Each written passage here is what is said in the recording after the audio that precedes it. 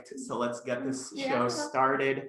Again, where this presentation is meant to be a very broad brushstroke across a lot of different aspects of how search engine optimization works, which means that we're going to pass through a lot of fairly complex subjects fairly quickly for the purpose of explaining how that part fits into the algorithm.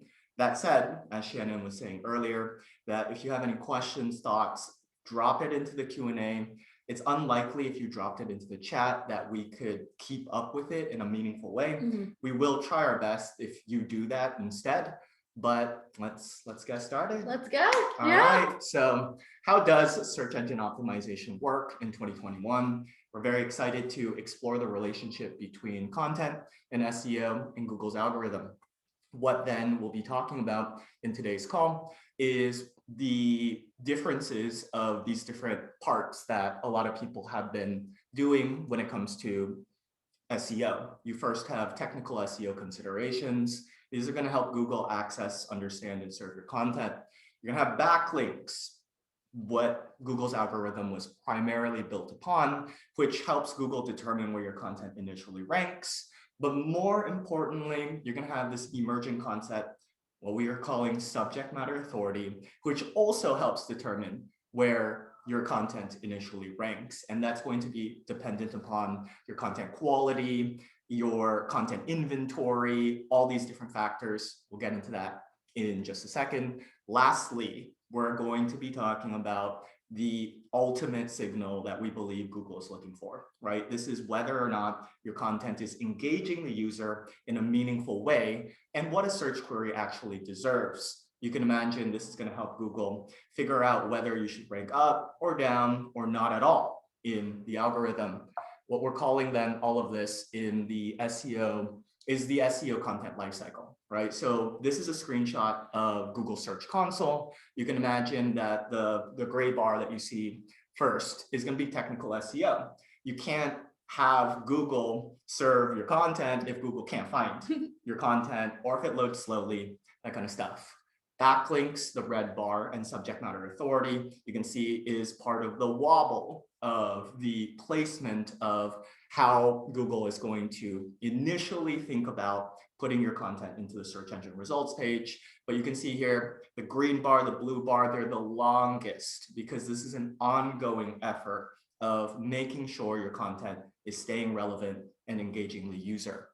So your webinar speakers for today, you have Bernard, I'm the co-founder of Clearscope, and you have Shannon here. Hello, I'm the senior marketing manager at Clearscope.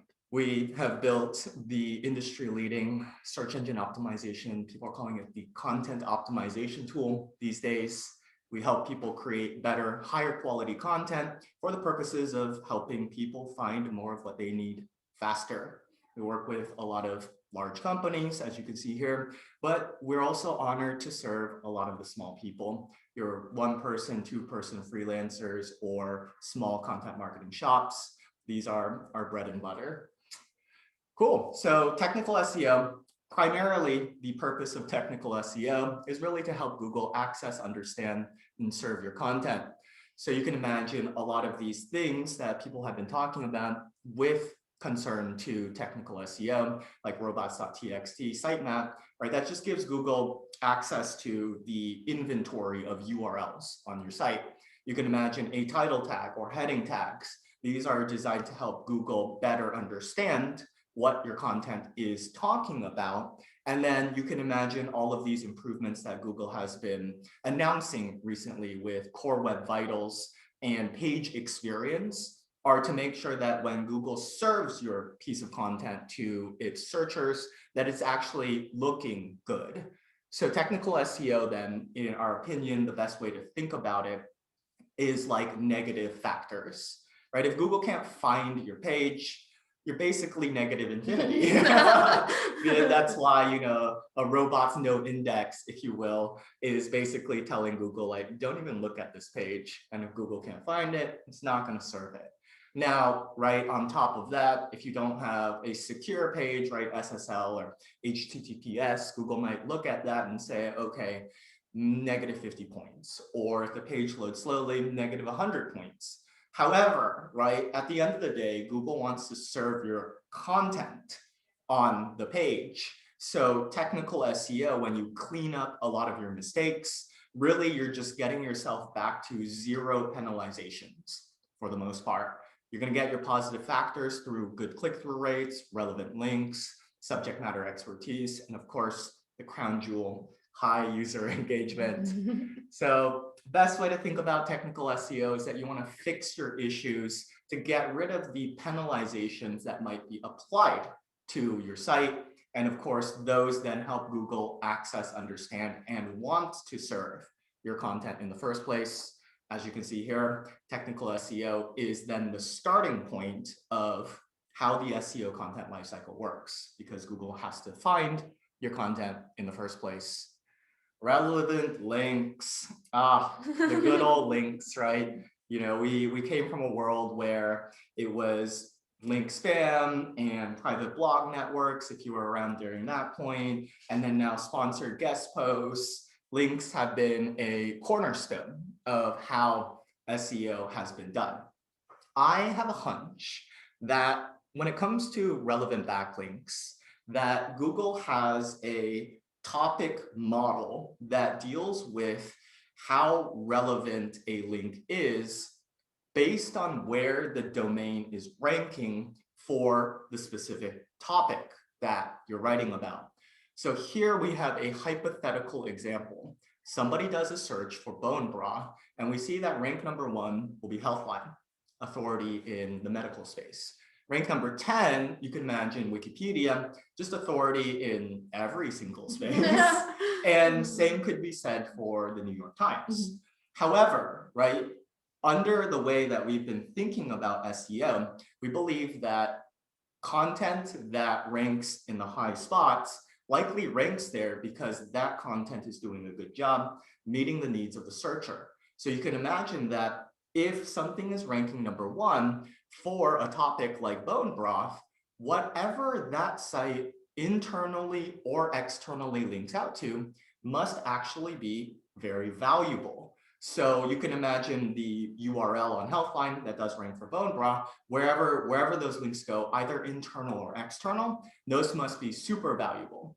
And you can imagine that if you sponsored a post on the New York Times, and then Google tested that page for the topic of bone broth, and it just didn't do a good job, right, therefore dropping off of the search engine results page, we would imagine that that page must pass very little topic link value because it's not doing a good job helping the users find what they need. In essence, then, how to think about backlinks is you want to get a handful of links from top performing content and just kind of get out of the state where you're either hiring an agency and they're perhaps spamming some people to get a link or two. It's because even if they got a high domain authority link, if that page doesn't perform well in search, we believe that that's not going to do you much good. It's still worth a few points, but ultimately, one link from a really good website is going to drive a lot more topical link value. All right, the other common misconception that we see when it comes to internal links is internal links. And I think that a lot of people just read that you should internally link to different resources on your site. So they end up doing it, but don't understand why it's actually beneficial. You can see here, we have an example continuing with the theme of bone broth. We've created a hub page talking about all of the different subtopics that a user could care about surrounding bone broth, what it is, the benefits, the side effects. And then we've internally linked to different pieces of content on our site that talk about those other particular subtopics. But if we say didn't have a section, but we mentioned the idea that somebody should try a bone broth diet, and we didn't internally link out to a resource on our page, you can imagine that the user is going to go back to Google and perform another search. What that's going to tell Google is that, okay, maybe your piece of content was good for these related topics, but it's missing this idea about diet. And perhaps a piece of content that is more comprehensive that talks about, say, diet is then going to outrank you. The other thing that we want to debunk when it comes to links, both external and internal, is this idea that it doesn't always have to be sandboxed into your domain, right? A lot of people are like, oh, well, we don't have an internal resource for it, so we're not going to create a link for it. Well, you should consider externally linking out to really good resources surrounding the subtopics that you're writing about, if those are going to do a good job helping the user.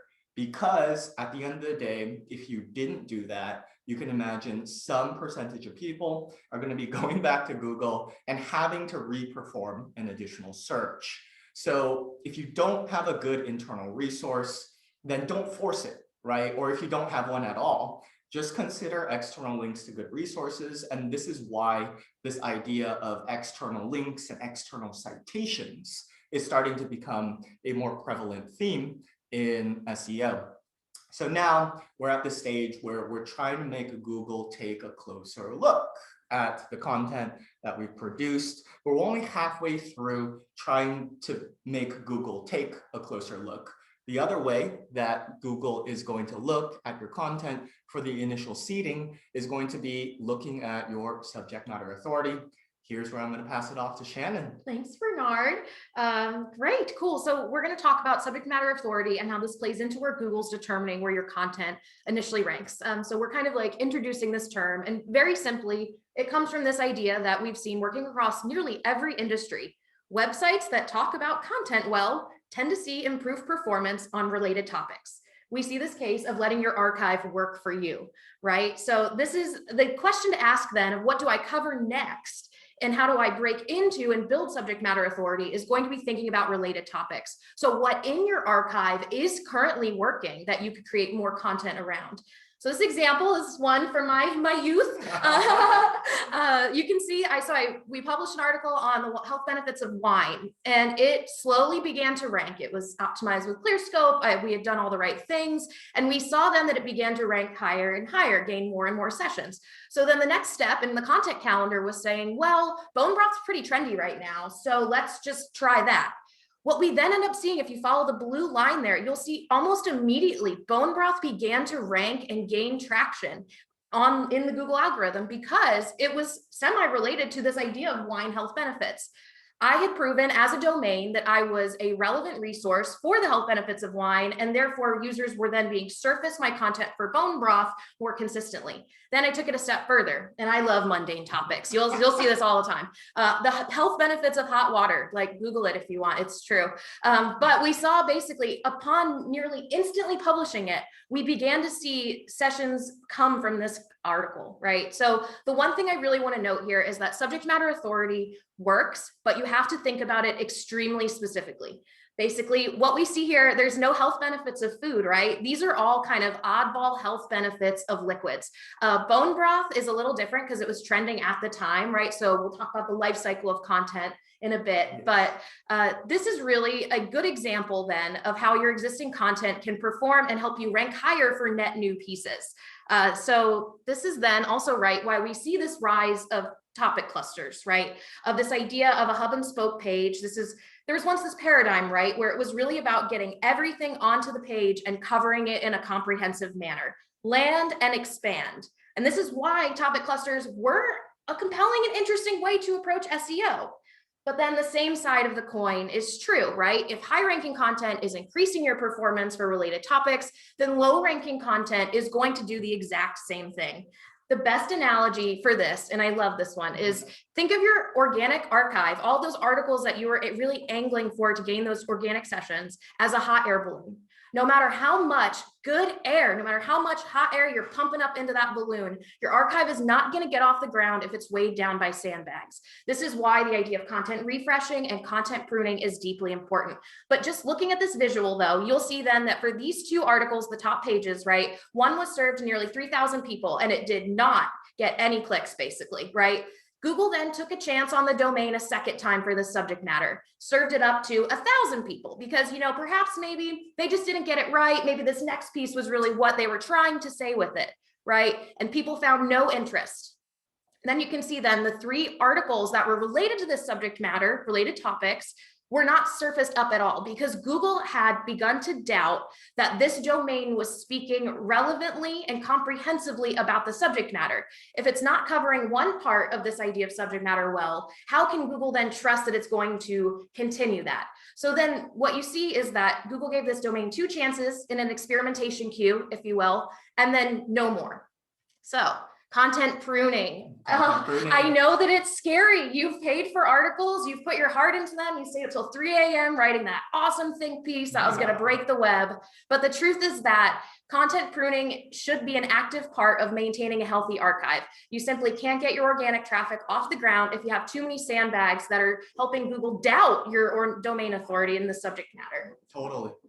And you are a pro. You pruned off like what, 500,000 pages? Yeah, I've pruned over 75,000 pages from an archive of about 160,000. So if you have questions about content pruning, it's not that scary. I'm your girl. And there's a lot of great resources around the web too, like Jimmy Daly and the Animals Crew. They love content pruning. So shout out to them because that's where I first got my idea from too. All right, so then how is Google then able to think about subject matter authority? How is Google creating this idea, right? Well, we talk about the knowledge graph a lot in our demos and onboardings. So just to briefly cover it here, right? Basically, when Google introduced machine learning and natural language processing into the algorithm, it really started to then be able to create knowledge graphs or visual representations of relational databases, right? So Google is then checking articles on, say the Tesla Model 3, right? And it's going to check for comprehensiveness. If you talk about the Tesla Model 3, you're probably going to talk about Palo Alto, which means you'll probably be talking about California. And this is why then you see the rise of tools like Clearscope. Comprehensive content increases Google's confidence that your content will be good. Basically, if you think about our terms on the right, they are parts of the Google Knowledge Graph that we're providing to you. And this is an option for you to opt in and choose, what to write about particularly. So that is part of what is really determining where your content initially ranks. How is your archive already speaking to this related subject matter?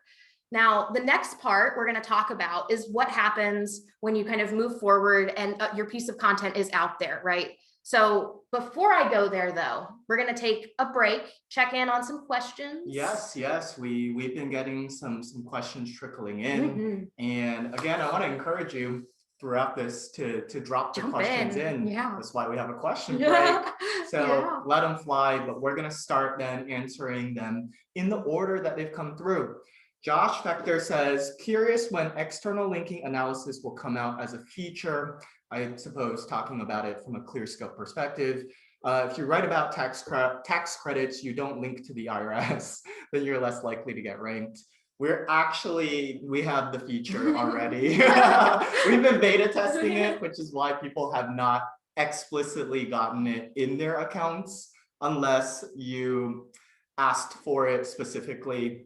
But we'll enable it for your account. And if anybody else on the call is a Clearscope customer, we'll enable it for your account as well. We were somewhat dissatisfied with the first iteration that we released, which is why people haven't seen it broadly. But it's exactly what Josh Vector is asking, right? Yes. I think the best example that I could give you is you're writing a piece of content on how to file a patent. We will detect that for the most part, everybody's linking out to the United States Patent and Trademark Office because that's how you file a patent.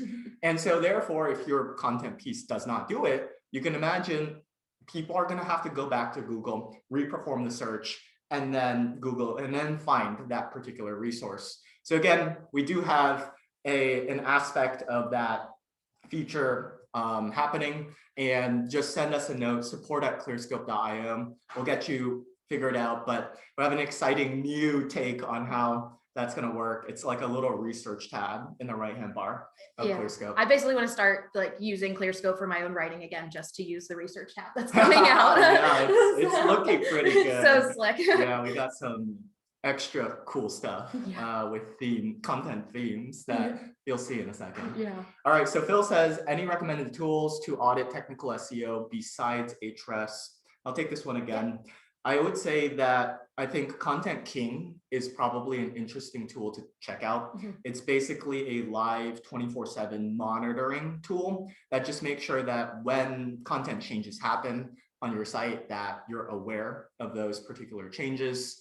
it's sort of like if you've been around in SEO for a long time, Screaming Frog was like the desktop tool that you download, and you got a lot of URLs and max out the RAM. Yeah. My co-founder built this like giga computer to like scrape millions of URLs with Screaming Frog, and we still capped out at like 1 million URLs. But that's what we recommend. It's mainly just, again, making sure that the stuff on your site doesn't break. So Great. Yeah, we have quite a few questions on pruning real quick. So I'm going to kind of try and like combine them together. So the first one I can easily knock out, the article on content pruning that I would recommend. We can provide it in the follow-up email. It's going to be the one, I can't remember the exact title of it, but it's an animals piece about how QuickBooks nearly doubled their organic traffic by pruning about half their archive. So we'll include that in the follow-up for sure. And then what's our advice on pruning and redirects? So in this case, right, I'm going to speak broadly. So content prune in my practice has been unpublishing the article, redirecting it to the homepage. I can tell you that, of course, it's going to be scary because you are going to see about a 50% loss in traffic, depending on how much you prune from your archive. However, though, what you'll then see is exponential growth in the 6 to 12-month period where you're really able to regain traction and ground. Mind you, articles that you've pruned, you can also re-optimize and put out there again to try and convince Google of better subject matter authority. So pruning an article is not simply like deleting it forever. And how much time would I give a post to see if it's performing before I start pruning? I would give it about a year. Truthfully, if nothing has happened significantly and then I'm seeing the rest of the subject matter that I'm writing on it not rank, even though it is a good piece of content, then I would then go back to that kind of original 5 sets of articles about it and look at the performance after a year. Totally. Yeah, I would like to add that perhaps a way, if you didn't want to just redirect it to the homepage, is to do an advanced search operator. Yeah. It's this kind of some more complex stuff, but you do like a site : your domain, and then you put in the topic that you're writing about. And then you basically pick the most adjacent topic based on what Google has already figured out what that adjacent topic would look like. If we have some time, like in the after of the questions, we'll show you tactically how that looks.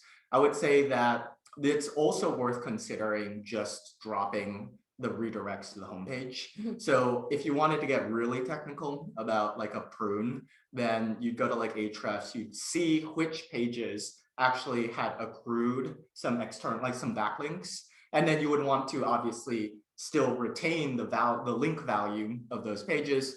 You can redirect those to either adjacent topics or the homepage. So I would say that in a very easy approach, right, just obviously drop the pages, redirect them to the homepage. But when it starts to become a little bit more tactical, you can look at the related topics, and then you could also take pages that got backlinks and then kind of, you know, redistribute that link value as well. But those would be that. All right, we have a lot more, but in lieu of just making sure, we're like good on time. We're gonna keep going, but again, like I said, keep the questions coming because we're gonna be answering them in chronological order. So you better get them in. Totally. All right, back to you, Shannon. Great, cool, right. Well, so now we're gonna move into your article has been published. It's been given its initial rank. And now how can you influence this, right? How is Google deciding whether you rank up or down for that SERP?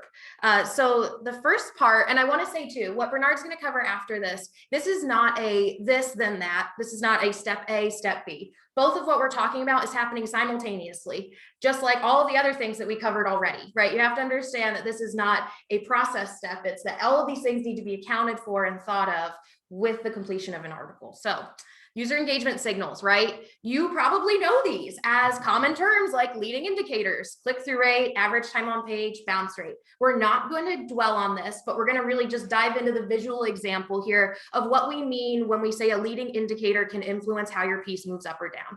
So you'll see that the arrow is pointing to this nice green line because we got, a click. Heck yeah, we got a click.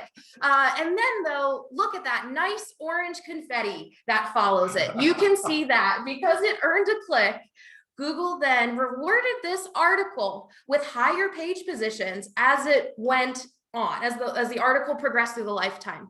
Also take a look at the date stamps. This is so indicative of how SEO is a long game. So if you're looking for a quick fix, not really going to happen, but you can see though that one click in November then increased the average page position for the remaining quarter, for the whole next quarter of the year.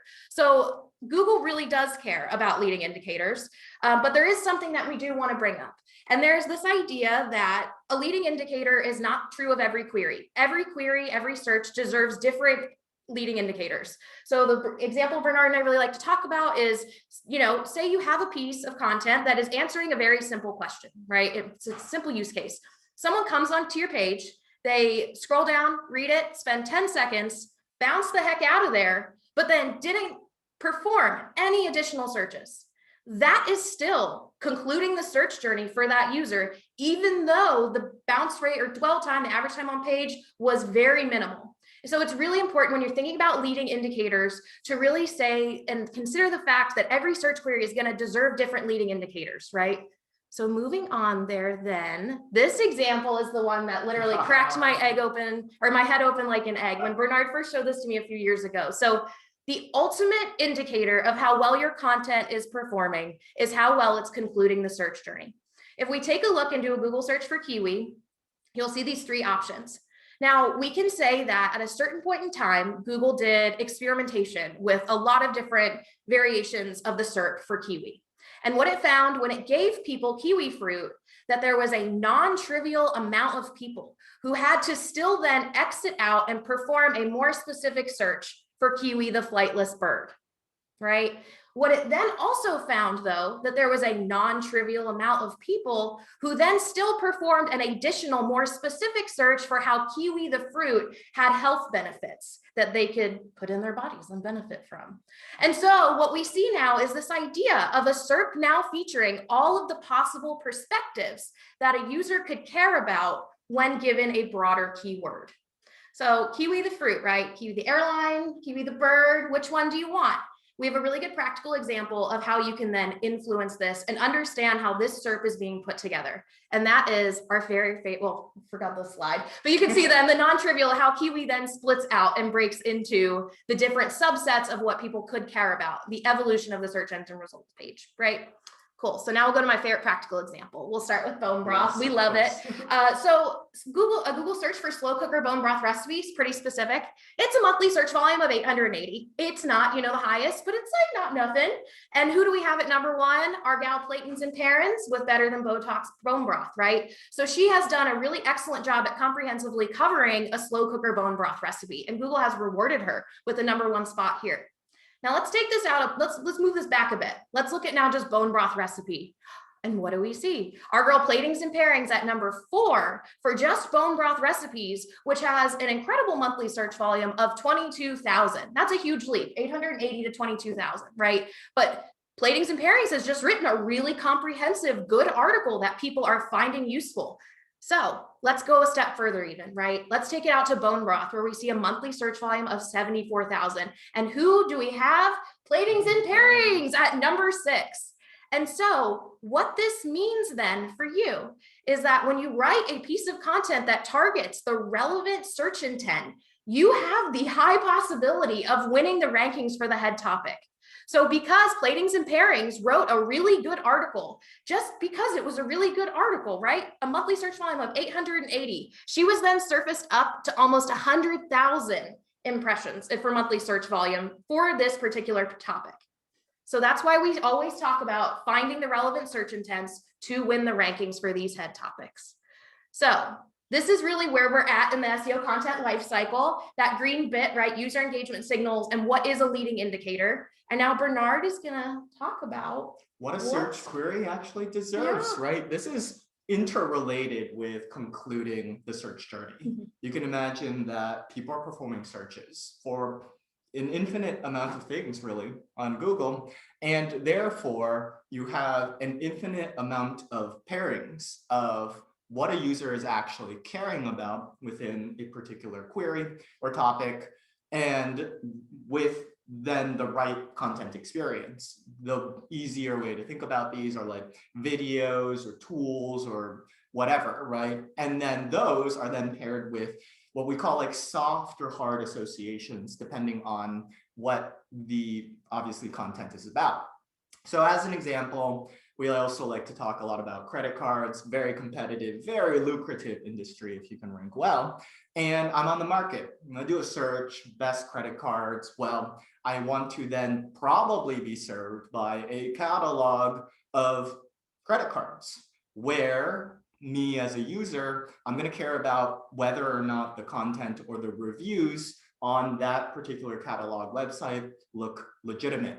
Obviously, your brand is going to play some amount of effort here, right? If I see a nerd wallet or something like that, I'll probably be more inclined to believe or trust that particular brand. And so you then get these mixings, right? Somebody does a search. What is the right content experience to serve them? And then on a softer scale, what are the right associations that the user is going to be caring about within that particular search? So in a now more visual example, right, we have coronavirus, obviously a very timely subject, and therefore we get a lot of top stories, right? People want to know what's happening about the coronavirus right now.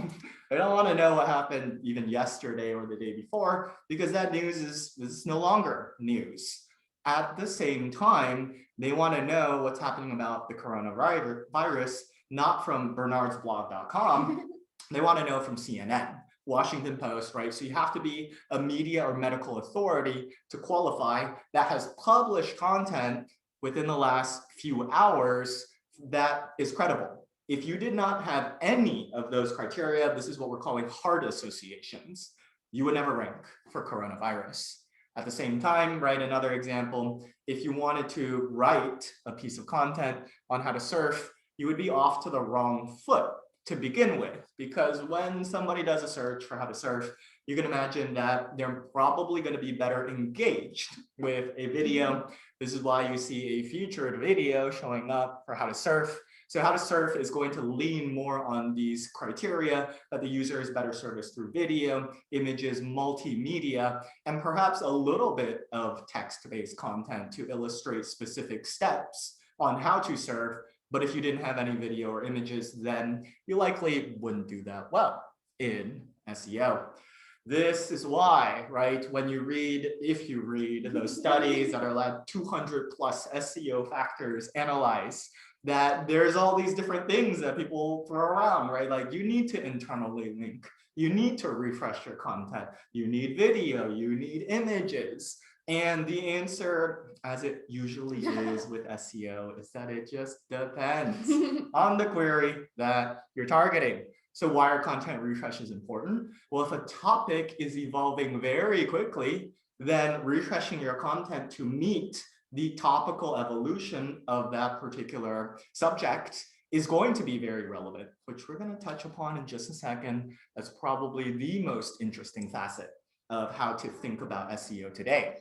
However, right, it's like, okay, local citations, why do people do the Yelp thing or the Foursquare thing, that kind of stuff, right? That's because search queries deserve locality. Why are widgets important, right? That's because some people just need a tool to help them figure out what they need. Anyways, different searches are going to require different criteria. So you want to pair the most relevant content experience with the correct hard and soft associations that the user is going to care about to then best serve the user.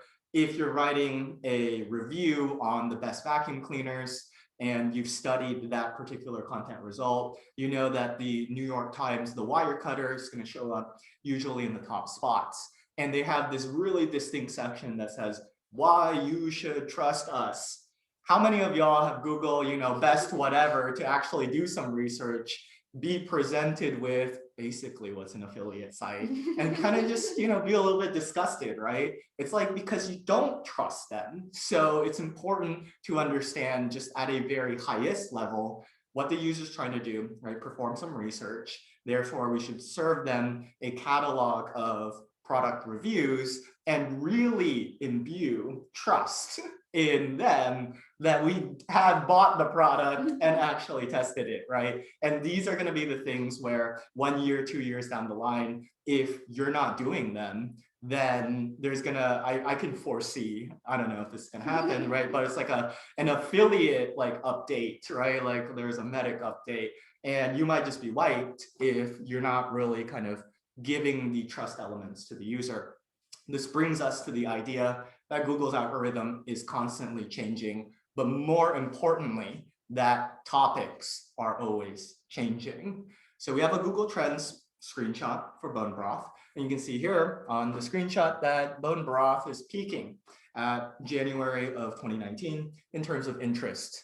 You'll see here, we happen to have a screenshot of bone broth for March 2019. And result number one is literally questioning whether or not bone broth is beneficial or it's just a fad.